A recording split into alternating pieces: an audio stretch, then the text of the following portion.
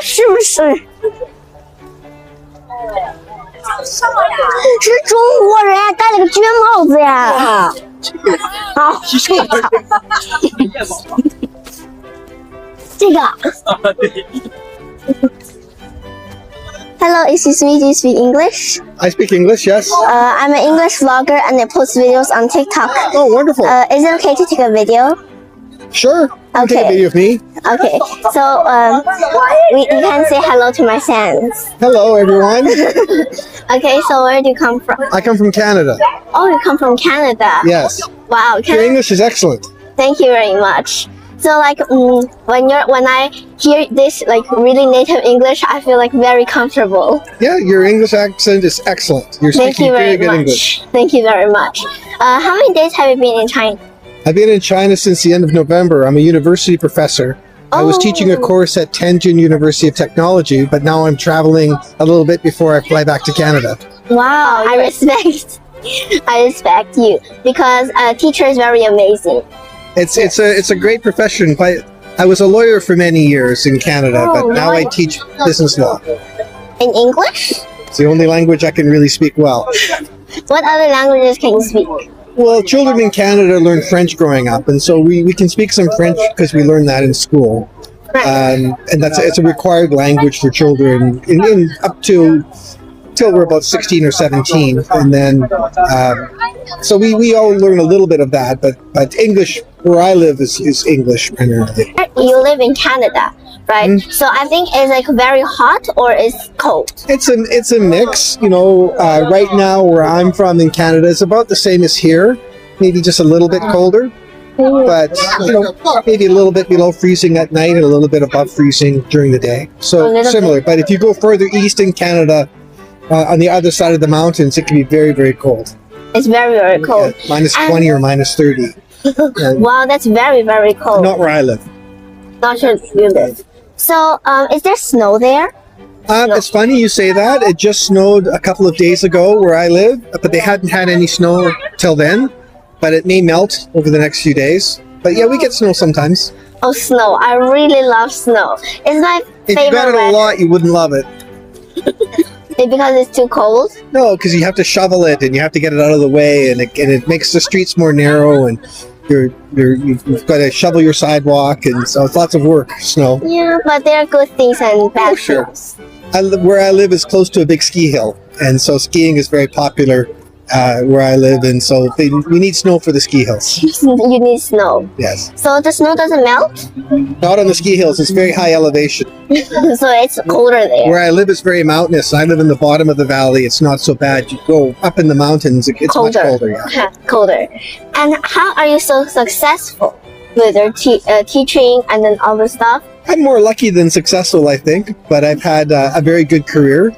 I come from a big family. I'm one of 7 children. I worked my way through university, but I've had a good career as a lawyer, and now I'm for the last 11 years I've been a university professor.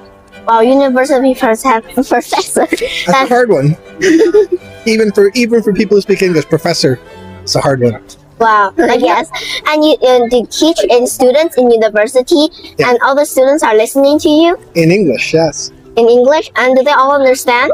I think so. I mean, I try to speak clear for them so they can understand me. Yes. And I'm told, without knowing, that for my ethnic Chinese students, that speaking the way Canadians speak English is easy for them to understand. Like, how do you speak Canadian English? People say Canadians sound like people in the movies sound. Oh. Okay.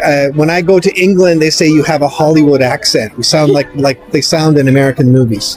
Wow. But I think like because your English is very clear, yeah. But I think my English is a little Your English is excellent, young lady. You keep at it. You're going to be a fluent English speaker. You're already a fluent English speaker. You speak English better than a lot of my university students. Oh, thank you very much. But I think even like only like in speaking, I think it's a little bit better. But with my language, you know, like sometimes I cannot say something clearly. English is a hard language to get your head around, and the spelling of English makes no sense. Other languages do a much better job of spelling than we do. Our spelling rules are very arbitrary, and they're difficult for non-English speakers to understand. But other languages like French, we learn French. French has formal and informal, has masculine and feminine. All the verbs are different depending on which gender and who you're talking about. So like in French, you say, and we don't have a formal way or an informal way of speaking. It's just all the same. And so it's simpler in that way, but it is very difficult to spell. It's very difficult. And if I say something wrong, can you please correct me? Sure, but you're not saying anything wrong. You're doing excellent. Thank you very much. And is the book in Canada, is it this, like, how do I say this? So is it harder? Is it harder, the books that you teach for you? The courses I teach in Canada are a different. I teach in a law school, and I teach like real estate transactions and higher level business law courses that would be more difficult. Here I was teaching a course in business ethics for students that would be second year university, so maybe a little more simple, a bit lower level. A lower level? Lower level. Lower level. Because the courses I teach at an upper level in the law school, and I teach upper level business law courses to undergraduate students. This would be a second year course, typically in a Canadian university. A Canadian university. So in Canadian university and in China university, so do you also teach foreign students? Oh, very many foreign students, yeah. Canada has a lot of international students in its universities.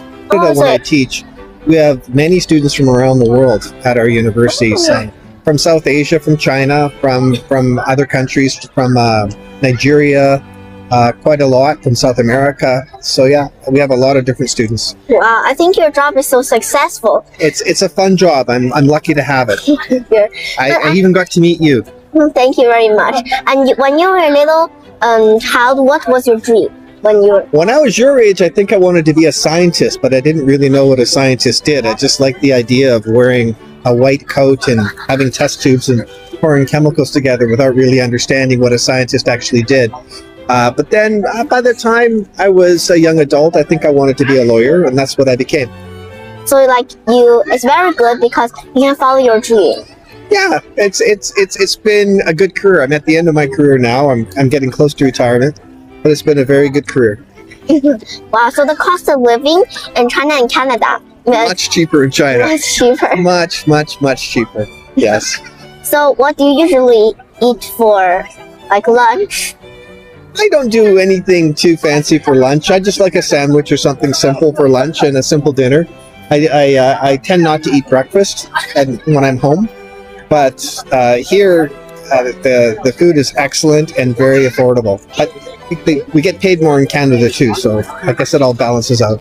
Yes, you've paid more than in Canada. I'm paid more in Canada, but it's much more expensive in Canada. Yes, but if you were working in Canada and then come again to China, so you would be like... if I could be paid like Canada and live here, I'd be rich. Yeah, so you can buy everything you want. Buy anything I wanted. Live in a beautiful place. Cars are cheap. Everything's much cheaper here. If I could find someone to pay me Canadian wages to live in China, maybe I would do that. But then I would have to learn Mandarin, and it's no way I'll ever be as good as your English. Oh, that's I don't think my English is that good. Your English is that good. I think I have a little bit of Chinese accent. Maybe a very slight accent, but you're very young. You're doing excellent. You understand what I'm saying, and we're having a good conversation. You're just a young woman. That tells me that you're going to be completely bilingual.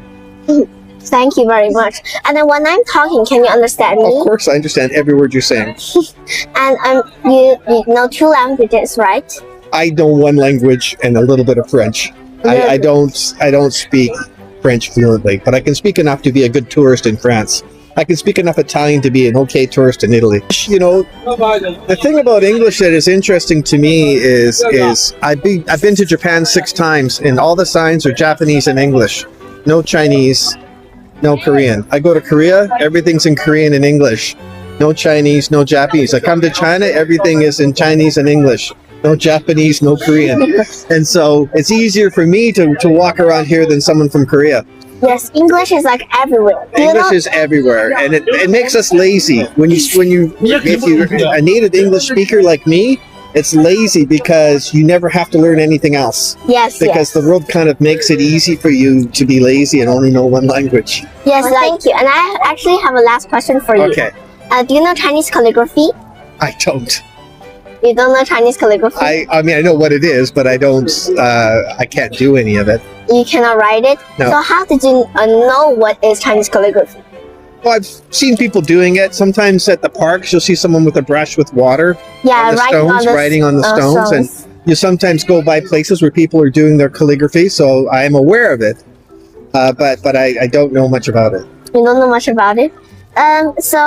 Please wait a second. So, my grandpa is a really famous calligrapher. Is he? Yes, and then I actually have a present for you. Well, that's lovely. Yes, so this is a fan. My grandpa wrote it from scratch. Wow. Yes, so this is like a souvenir Well, thank for you so much. And then I'm gonna teach you how to read it in Chinese, okay? Okay. 中国中国欢迎白牛您 nian, Yes, so 中国 of course is China. right? Yeah, and 欢迎您 means welcome. And this is my grandpa's signature. Okay. This one, the stamp. You know the stamp? Yes. Yes. And this one is 西安吉祥如意. It means good luck and prosperity. Yes. Okay. And this is some Chinese flowers. Lovely. And this is I have a present for you. Really? This is a maple leaf pin. Wow. It's a symbol of Canada. Oh, take thank that, you very and much. That's for you. No calligraphy. I don't have any talent, but I do have a maple leaf pin for you. Okay, thank you very much. So You're this is welcome. a present for you. And then when you see this, I hope that you can remember this moment in China. I will. Thank you so much. It's so nice to meet you. Okay, you too. Thank Okay. you, meet you too. Nice to Can we meet take you. a photo? What? Photo. Oh, sure. Okay. It's a pleasure to meet you. Have a Pleasure to nice meet you. day. You have a nice day. Okay, bye bye.